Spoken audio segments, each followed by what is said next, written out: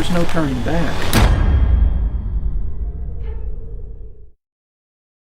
So what exactly are those illusions? Planet of the Humans, directed by Jeff Gibbs and executive produced by Michael Moore, pulls back this curtain of corporate interest controlling the mainstream environmental movement. Specifically, the film says that green technologies like solar and wind, which preserve a way of life, but do not preserve the planet. We are joined now via Skype by producer Ozzie Zahner, Academy Award-winning filmmaker and executive producer Michael Moore, and director Jeff Gibbs. Gentlemen, we're glad to have all three of you. Thank you very much. Thank you. Great to see you guys. Ozzie, let me start with you. First of all, the film's been very controversial. We're going to get to that in a moment. But what was the message that you wanted to send here? Well, you were saying the film is controversial. I think the existing environmental movement is going to be the last to come around to the story in this film. They'll continue to argue that solar cells and wind turbines are going to become more efficient, cheaper, these sorts of things. What they miss is that it doesn't really matter. These are based on technological processes. They require fossil fuels for their construction. It hasn't worked after spending $1 trillion. We're no better off. In fact, we're much worse off than we were when we started this 30 years ago. And just this brief virus period in 1 week has done more than the environmental movement has done in 30 years to reduce consumption. And so that should give us the first hint that we've been on the wrong track and we need to switch. Very interesting. Jeff, I want to go to you as well. I mean, we've seen a letter circulated by Josh Fox, who seems to be one of the chief antagonists of the film. He says, quote, "The film touts blatantly untrue fossil fuel industry talking points, deceitfully misleading its audience on renewable energy, and disparages and attacks important climate leaders." Jeff, what's your response to that? Yeah, thank you. Wow, we went to great pains to show you what was happening actually in the field with solar and wind. And many of our experts are actually people in the solar and wind industry that we went to verify what we were saying. We actually filmed a lot of the interviews at a solar expo. And we don't attack any environmental leaders. We need our environmental leaders. We just are in the wrong story. So most of the film shows you, in their own words, what they're advocating for and what they're doing. So we're the opposite from the fossil fuel industry. We're from our own side asking questions about what we say is going to save the world.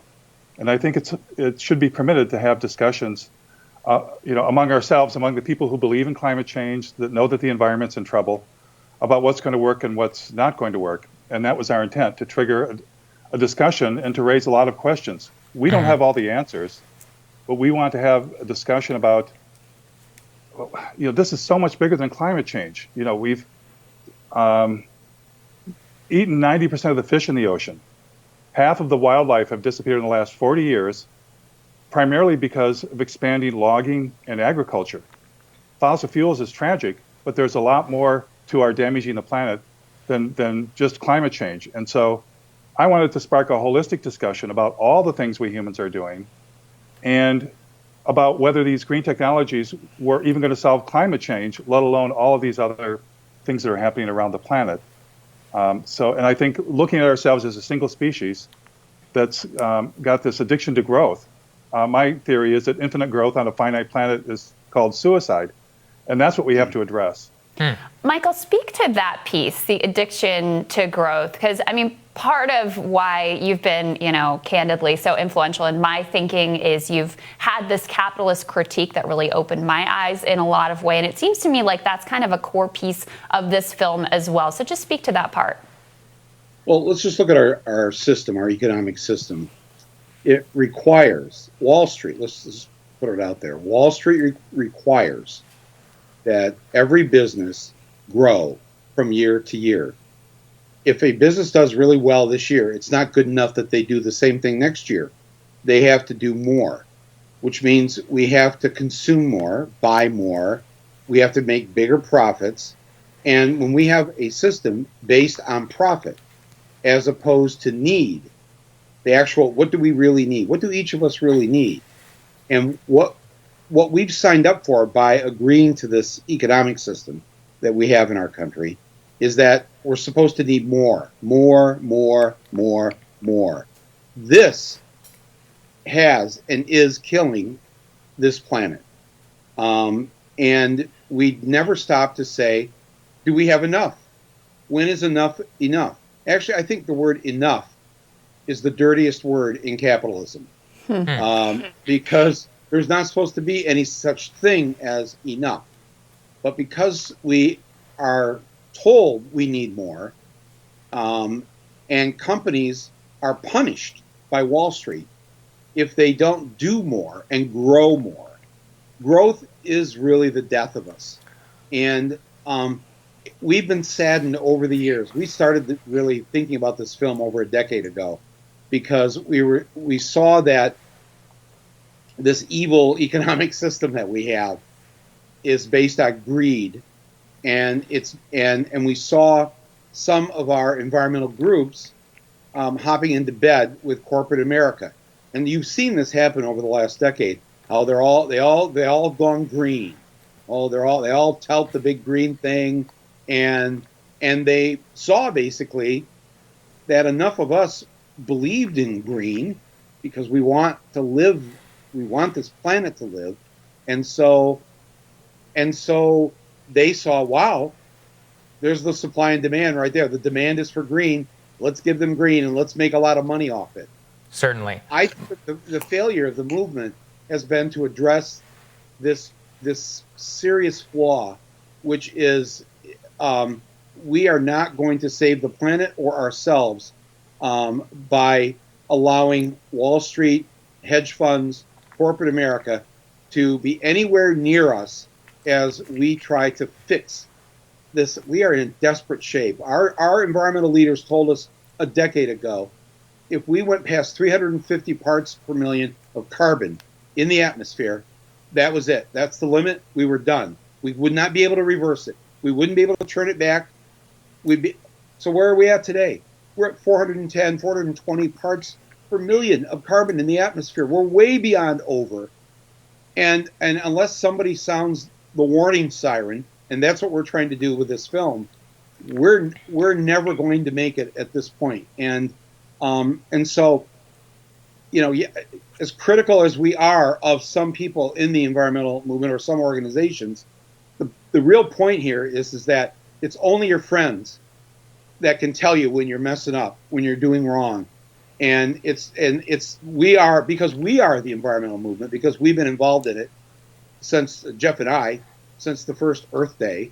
Mm-hmm. Sorry to date us here, but we are lifelong environmentalists. And if we can't say to each other, hey, look, we might be on the wrong path here because we're not winning this battle. Everybody knows it. Everybody watching this knows. Are we winning the battle against the climate emergency that we're in the middle of? No. So if we're not winning, why don't we have the discussion about what we need to do? Because it cannot go on any longer. Right. And so, Michael and Jeff, picking up on those points, Ozzy, I want to get you in here, which is that a critique of growth and talking about growth could lead some to surmise that you're saying that we don't need any more growth, or it could even lead to the idea that we need to restrict our populations, our growth in many of these things. Is that something that the film is suggesting? Just help me, Ozzy, think through the implications of the film and its critique of growth as a species and economically. Our basic conception of economic growth is flawed in a big way, and the reason is because actually as we grow, as our human presence grows, there is less natural material available for us to live on. So actually growth means that there is a reduction in natural material per capita worldwide as more and more people consume more and more. What we need is a rethinking of that system, trying to think, how do we come back to a level where everyone can have what they need in order to survive, which people don't have currently, and also be in line with the long-term viability of the planet that we live on. Mm-hmm. And so, Jeff, let's just get you in on that question as well. I mean, it sounds a bit Malthusian, some of what you're suggesting here. Is that an inaccurate characterization? What's your response to that? Absolutely. We never use the word population control. We're not in favor of population control. Mm-hmm. We merely point out, as there was a UN study that came out 1 or 2 years ago, that just points out that the doubling of our human numbers and the quadrupling of our human economy is the prime driver of extinction on this planet. Is the UN favoring, population control? No. Many scientists are pointing out the obvious, but you don't read about that much in the press anymore because it's all only focused on climate change, which again is a terrible, terrible issue. But I think we have enough on this planet and this economy to take care of everyone. And right now we're learning that the 3 times when climate change and fossil fuel use went down, were during this pandemic, the days after 9/11, and during the Great Recession. Now, we're just raising the question. We've got to come to terms with this expansion. We don't have the answers in the film, but it is our growth, and especially our growth in consumption, driven by capitalism, that's driving this beast. So, yeah. And Michael, let me ask you, because some of the activists who have critiqued the film are people that I like, that I think are acting in good faith, people like Josh Fox, people like Michael Mann. And I think the core of their concern is this idea that if you make the problem so big, if you make it such that, look, we really can't address the problem without sort of fundamentally restructuring everything, then it, in a sense, plays into the hands of the fossil fuel industry, who sort of want people to just throw up their hands and go, the problem's too big, let's just keep doing what we're doing. Is that a valid concern? Is that something that you grapple with?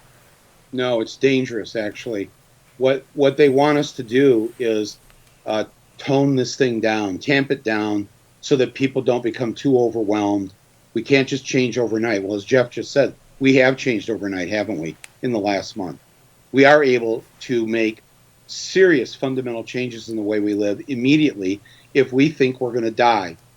And that has forced the majority of people to say, I will do what needs to be done in order to live right now. This pandemic, this should teach us a lot about where we have failed when it comes to battling the climate emergency that we're in the middle of. Does anybody watching this think that, well, if we just get through this pandemic, that'll be the last of this? There won't be any more pandemics. The Mother Nature is sending us a huge, huge warning. Mother Nature has sent us to our timeout rooms right now. And we're supposed to spend this time thinking about how have we messed things up so bad that in this particular case, this virus leapt from a species that had been abused by humans, and now we are suffering from this. We're the ones in the cages, not the bats in China. We're the ones, I hope, being forced to think about this. And I think what you said, Crystal, is I understand, and let's make this clear. We have huge admiration for all of our fellow environmentalists and people that have worked so hard in the last 5 decades to fix this problem. The problem is it isn't fixed. And all of us, when we don't accomplish what we need to accomplish in our lives, aren't we supposed to be somewhat self-reflective, somewhat self-critical, and say, okay, this doesn't seem to be working. What do we need to do to change this? And I know they don't want people to freak out, so they don't want to tell them the real truths of what is happening. But I have seen this from my own reporting and on my podcast. I've talked a lot about how people are not being told the whole truth from the beginning. And back in the end of February, beginning of March, I started saying what I knew to be true from my sources, that this is a 2-year pandemic. That's the first thing I heard from my source at the NIH. Wow. This is a 2-year pandemic. Nobody wants to hear that. Everybody wants to hear, we're all going outside in June. It's all over. It's not over. It's not anywhere near over. The 6 feet we were told to stay from each other, it's really, if you really talk to scientists who are deeply involved, but they don't know how to message this, it's more like 13 feet. The coronavirus, it can travel farther than what they told us at the beginning. At the beginning, remember, they just said, stay away from people that are coughing and sneezing. Well, that's gone. They've had to change their story a number of times. And I think from the beginning it would have been better people don't want to be kept in the dark. They want transparency. They want the truth. And I think that all of us in the environmental movement need to talk to each other. We hope this film, we wanted to ignite a discussion. That has happened. There's a lot of people in the environmental movement, a lot of our fellow environmentalists that have seriously praised this film. and thank Jeff for having the courage to give us the awful truth that we don't want to hear. We don't have any more time, though, to keep going down roads that aren't taking us to this place where we are climate change, whatever that is you want. It's not really climate change anymore. We're way beyond change. We're in serious trouble. What we've all been doing hasn't worked. Now we need to talk about what will work instead of certain people in the environmental movement or certain organizations that decided to hook up with corporate America, with Wall Street. Let's try to get them to go green. Let's work with them. There's no working with the devil here. And we, the people, hold the power. We need to exercise that power. We need to demand that this issue is on the agenda in this election year, and we need to have candidates acknowledging this and ringing that warning bell loud and clear. Well, and I can tell you one thing we very much believe in the show is that people are adults. They can handle the truth. They deserve the truth. Certainly. And so we would recommend to our audience, you check the film out and decide for yourself. And really quick, Jeff, where can they find the film? Where can they watch it? On YouTube, on Rumble Media, or on our website, planetofthehumans.com. Great. Well, congrats on the film, guys. Thanks, Thank gentlemen. you all so much for joining us. Really interesting interview. Thank you. Appreciate you Thank all. you. Guys, thanks for talking to us. And the movie's free, everybody, so please watch it. There you go. There you go. You got no excuses. All right. Next on Rising, Nancy Pelosi says she's open to the idea of a minimum guaranteed income and has thanks MSNBC for their, quote, objective coverage. That was interesting. Our thoughts when Rising continues.